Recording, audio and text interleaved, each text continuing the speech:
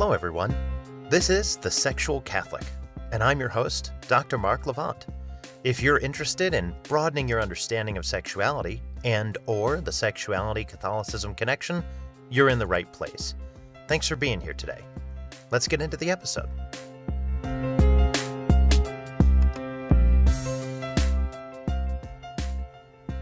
Hello, everyone. This is the Sexual Catholic Podcast, and I'm your host, Dr. Mark Levant, and welcome back to the second part of this two-part episode on sexual decision-making.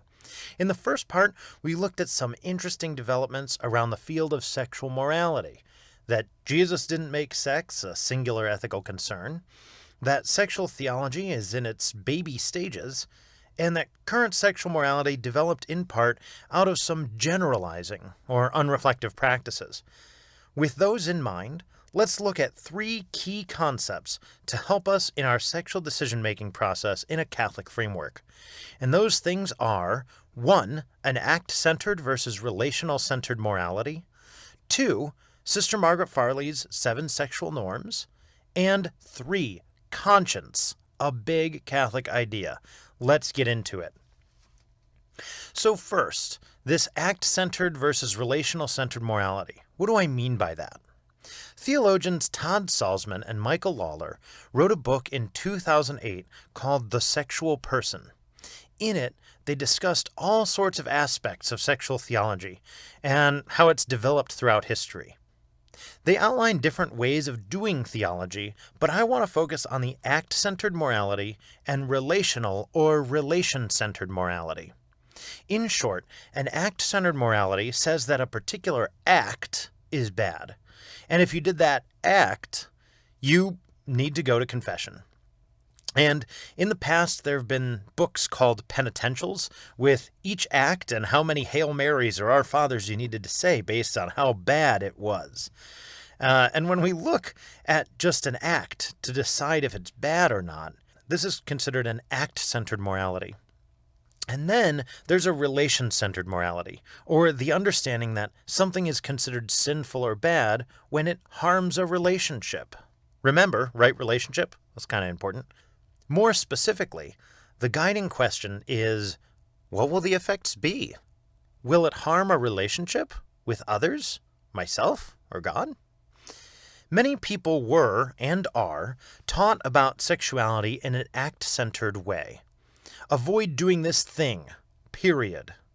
And sometimes we aren't even taught this explicitly, but sometimes more implicitly, where we just kind of like pick it up by watching, right? We may have just seen how people operate around sexuality, and we're never taught directly about it. For example, a sibling might ask a question about sex or genitals, and a parent just ignored them. I've now learned that you don't ask that parent about any of this. In the world of sexuality education, we call this the null curriculum, or the non-curriculum. Things we learn from specifically not being taught about it. Things we learn from seeing what others get in trouble for. No matter if we were told explicitly or not. An act-focused way of sexual decision-making is often single-layered. It doesn't wrestle with the complexities of the human person, or all of the things that led up to the human person having to make a certain choice. A relation-centered approach, on the other hand, helps us understand the many components in making sexual decisions. How will doing or not doing a sexual activity impact my relationship with myself, others, or God? If I need to make a decision about dating, whether or not I should get an abortion, how I should navigate the use of birth control, my relationship to masturbation or porn, all topics of future episodes, so stay tuned. If we need to make a decision about any of those, how might it affect my relationships? No matter the situation in sexual decision-making, an act-centered approach can sometimes feel demanding, disconnected from humanity, and leading to shame and guilt. And while a relational approach may also lead to shame and guilt because, hey, anything can, we see it offers a bit of a roadmap to some of the complexities of our human relationships. And that brings us to our second point. Margaret Farley's 7 Sexual Norms. In the early 2000s, Sister of Mercy Margaret Farley wrote a book called Just Love that offers what she calls sexual norms, or things to keep in mind when operating around sexuality. The title Just Love doesn't mean only love, but rather love in the framework of justice.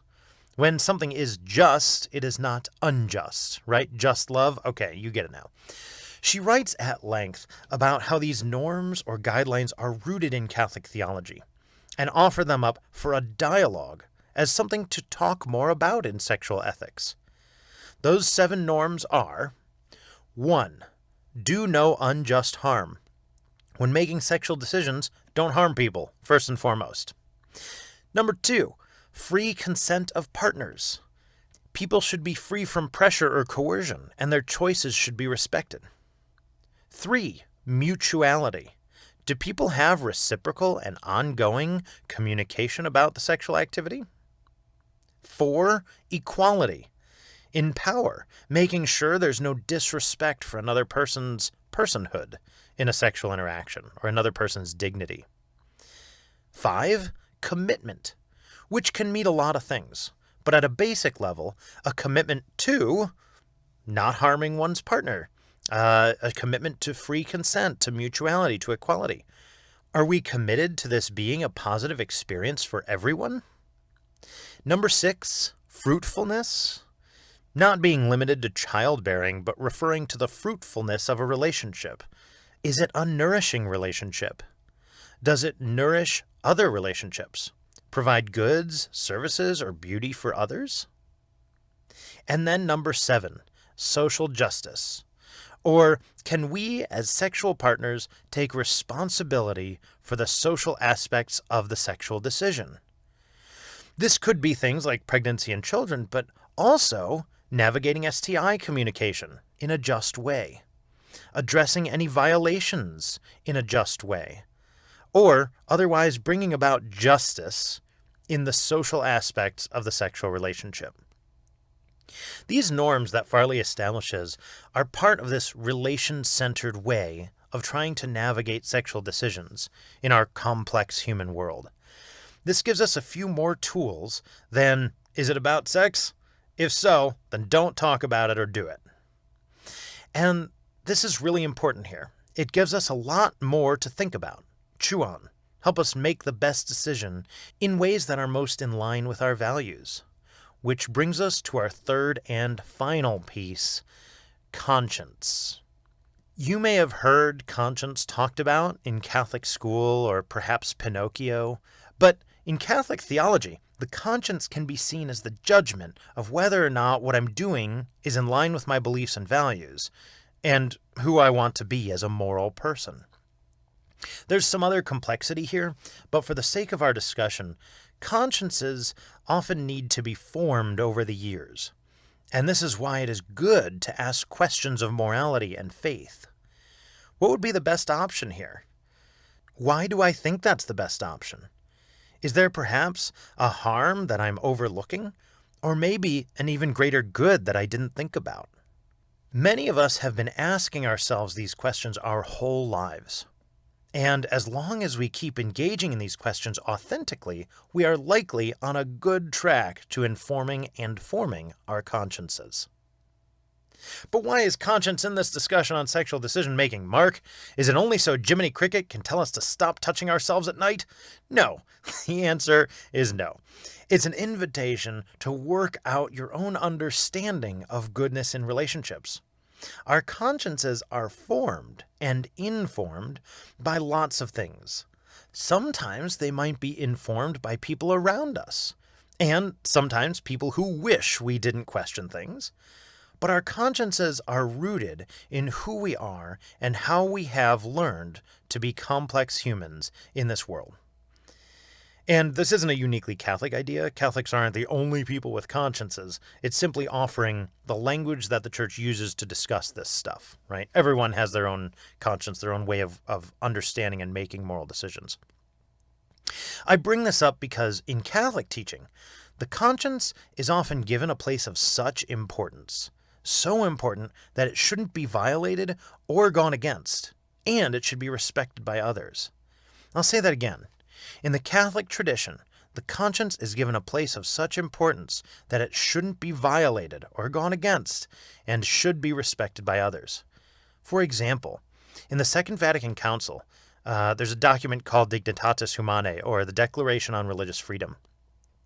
It says in paragraph 3 that a person is, quote, not to be forced to act in a matter contrary to their conscience, nor, on the other hand, are they to be restrained from acting in accordance with their conscience, especially in matters religious, end quote. So you shouldn't be forced to act against your conscience, and you shouldn't be restrained from doing what, in your conscience, you feel is right. This is a core Catholic teaching about humanity that hasn't really made it into the general world of Catholic morality. Again, baby stages, in diapers, remember? The Church says that a person must act in accordance with their conscience even if it's contrary to the Church. What we will have to learn in the years to come as a human society is how to respect the choices of others, or what we call moral autonomy, remember their right to make choices for themselves, while simultaneously trying to help people engage in those dialogues about what choices might be best for them. The Archbishop of Trinidad, Jason Gordon, wrote an interesting piece on this. But what I think is right and wrong in relationships now is vastly different than what teenage Mark thought at age 17. Much of that development comes from very loving and patient people in my life. It comes from messy life experiences. It comes from me constantly engaging with questions, setting aside my ego and pride in some instances, and listening to others. So remember, trust your conscience. It's the Catholic thing to do.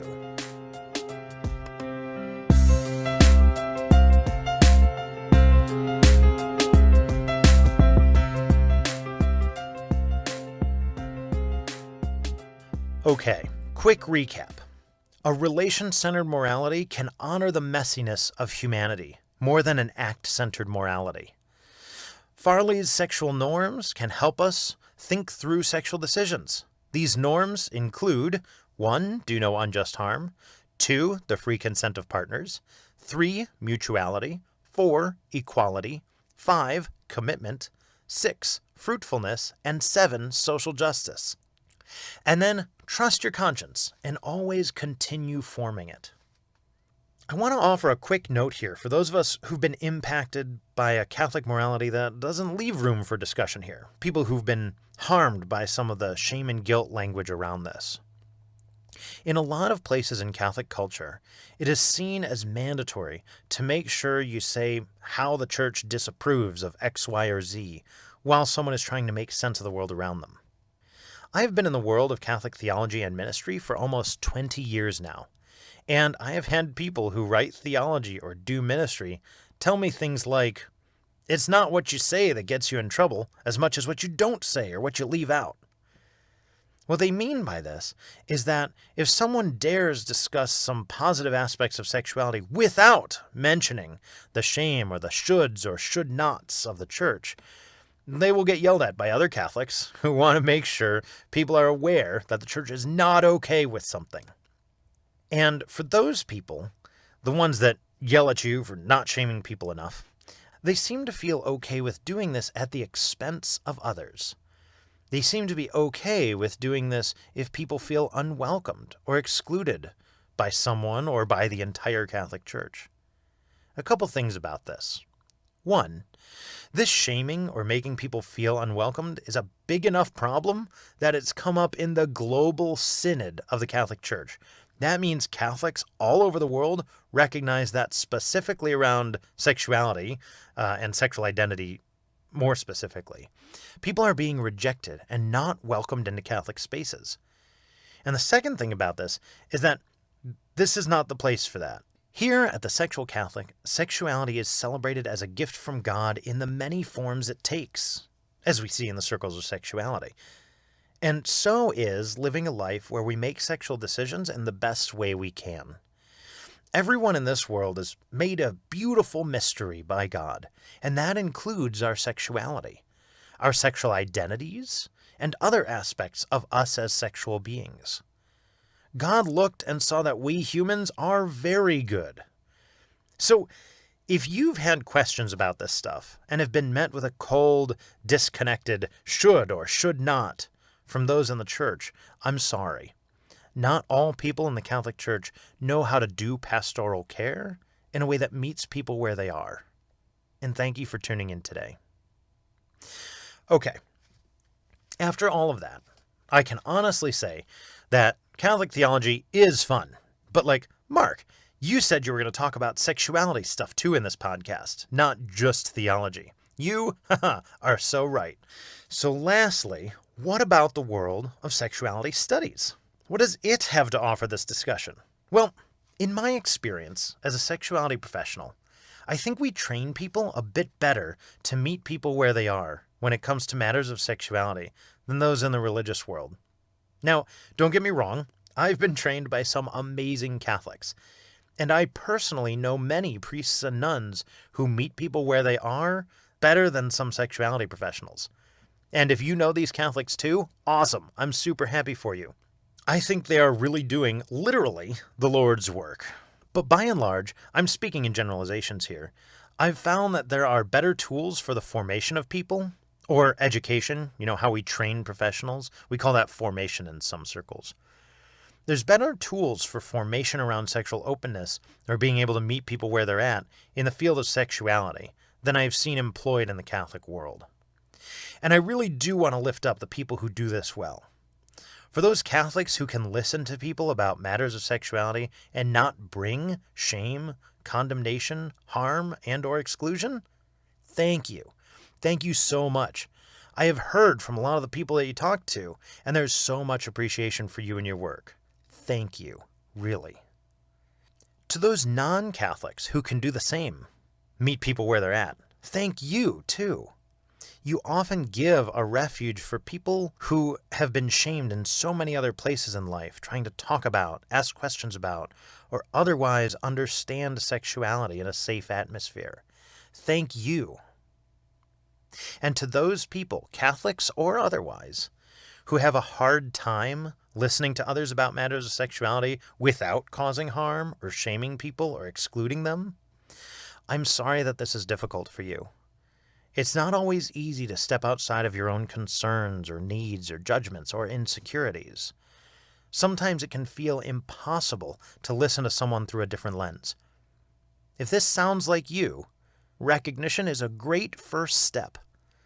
And for the sake of right relationships, please find someone that you can direct people to if they come to ask you about sexuality.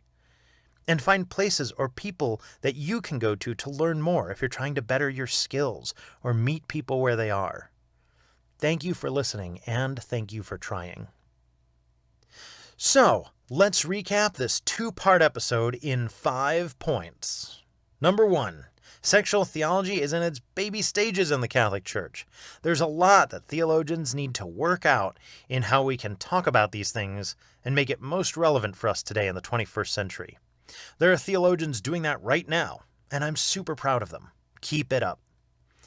Number 2, shifting our mindset from an act-centered morality to a relational-centered morality can give us a great compass for making sexual decisions. Are they hurting anyone? Are we respecting everyone? Are we communicating well about our wants, needs, and intentions? Are we making sure everyone has an equal say in the interaction? The goal of right relationship is a helpful guide in this process.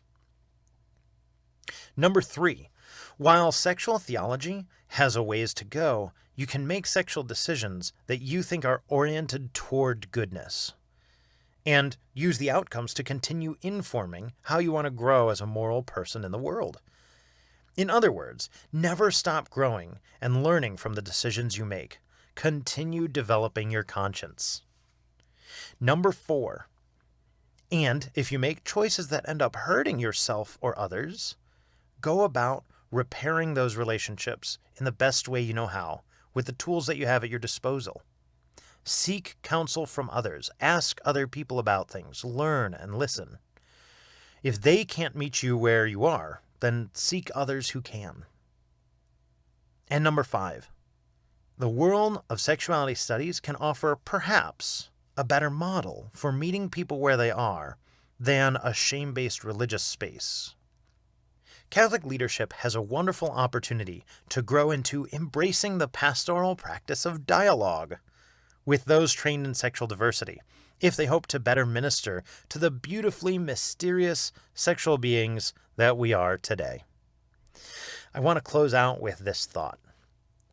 A lot of people have been taught not to question church teachings. People have been told, do this and don't question it. This is known as indoctrination, when you can't question what's being taught. Indoctrination is not the exposure to new ideas, it's the inability to question what's being taught. And if this was your experience in your sexuality education, I'm sorry. This method is contrary to the way that those in the Catholic tradition are supposed to question their faith and develop their conscience. Some priests and bishops haven't really been taught about theology a whole bunch. They have, some of the basic education, but there's theologians who do this as a profession, and they have a lot more theological background.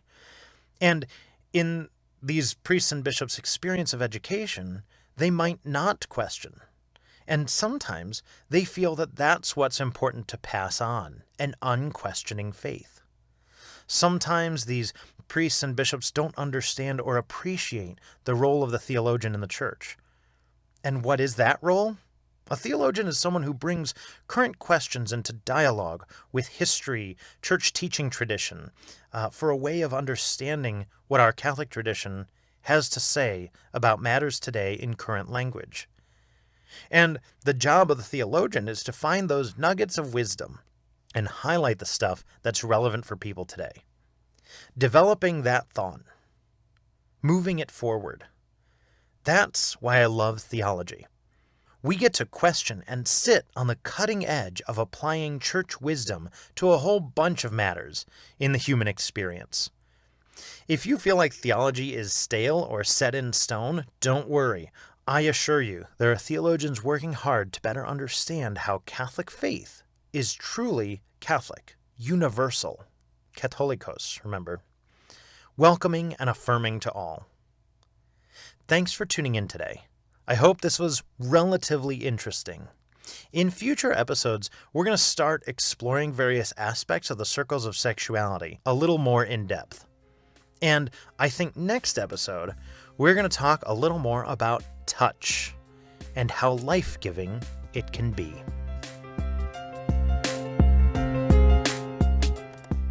Thank you all for listening to this episode. If you liked what you heard or otherwise appreciated it, please subscribe and rate the podcast. If you have other thoughts or ideas for future episodes you'd like to share, please email thesexualcatholic@gmail.com. If you or someone you know would like to learn more about the work that I do, for more information, please visit www.marklevand.com. Thank you for tuning in. I hope something in today's episode was helpful, interesting, or otherwise inspiring. Have a great day.